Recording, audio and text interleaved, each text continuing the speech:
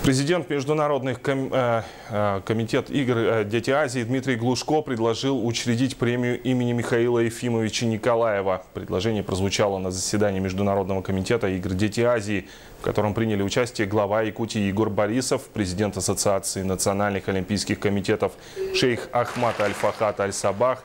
Дмитрий Глушко сказал, первый президент республики Михаил Ефимович Николаев признаются основателями игр, при этом отмечается их заслуга в основании, проведении и популяризации международных спортивных игр «Дети Азии».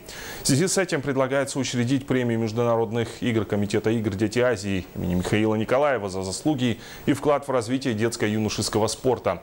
Положение премии будет разработано и внесено на утверждение учредителя. Также президент МКИ «Дети Азии» предложил учредить памятную медаль.